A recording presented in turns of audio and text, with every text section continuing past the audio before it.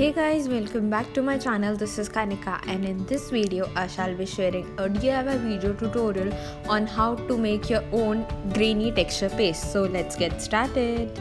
So if you have seen my video number 40 on this DIY tissue box holder mixed media, then you might be knowing this is how the grainy texture paste looks like, and it gives a very fine uneven texture. Also, if you have seen my video number 35 of this Rastin patina look, so here you can see this grainy texture paste. So this is a DIY texture paste which I have been using since a long period of time, so I thought why not to share this recipe with you all. So this is how my grainy texture paste looks like. So you can use this texture paste directly as well as with your stencils, so this works perfectly fine for me. So to make this, the materials required are: you need one empty container like this. The next thing which you will be needing is gesso. It is as per your wish. You need white gesso or black. So today I am using Camel's white gesso as I have been using since years now. And then I need texture paste, so I have this IMX one. So the texture paste and gesso, you can also change the brand. Next we will be needing fine sand. So this is the rangoli sand, the sand which we use to make rangoli. So I have this. If you don't have this, you can use your regular sand as well, or if you don't have both of these, then you can use this frosted sugar from Dress My Craft. So I have this as well, so I'll be using these two. So now let's get into the DIY process. So the first thing is I'm going to use my gesso. As I mentioned earlier, you can use any other brand gesso and texture paste as well as per your wish. So the texture paste and the gesso quantity will be 1:1. So the amount, how much amount you are taking of gesso, the same amount you need to take of your texture paste as well. So I'll be taking up the same amount of my texture paste as well. And then what I'm going to do is I'm just going to blend these two together before moving further. You need to make sure that you mix both the gesso and texture paste very well. The reason why I use gesso is that gesso is called as a primer and the texture paste gives a 3D look, so I am mixing both of these.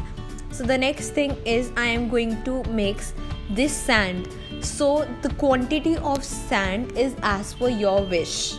If you want your green texture paste to have more dimension, then you need to add more of this sand, but you don't want a lot of 3D texture or dimension, then you can use less of this and you just need to blend in. So here I just blended and found that the quantity of the grainy texture was less, so I again added this sand. If you want the grains to be fine, then you can add this sand, but if you want more dimension, then you can obviously use more of frosted sugar.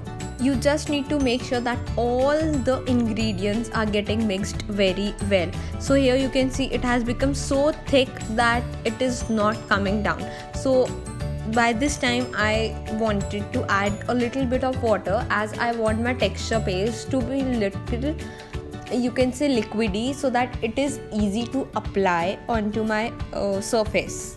You don't want your grain texture paste to have a flowy consistency. You just want that it works smoothly. So I found that the grains were perfectly fine and I wanted a more 3D look, so I just added a little bit of frosted sugar to my grainy texture paste.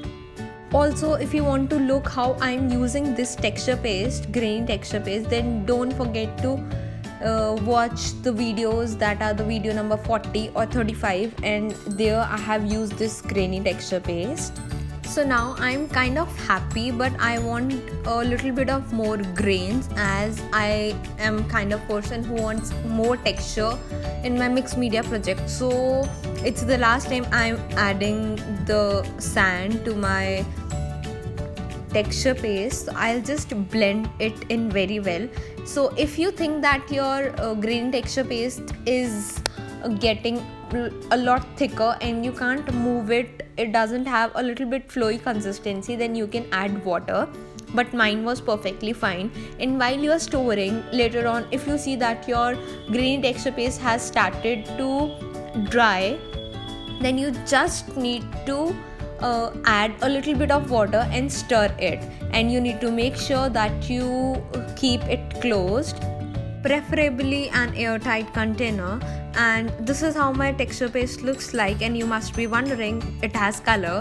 So I added my chalk paints to make it colorful. So now it's time for the shout out, and today's shout out is very special. It says awesome haul, I love crafting, and watching your video is very inspiring. And it's actually true, Crafters Corner's packaging is awesome, as well as the supplies. Thanks, hugs. I am 13-year-old and in love with crafting. I'm a newbie and would love your love and support. So it's a very special moment that a 13-year-old kid is also watching my video. So thank you, and I hope you have a great crafting time. So thank you guys for watching this video. Don't forget to hit the like button. Also do subscribe to our channel and ask your craft queries in the comment section box. Happy crafting. See you.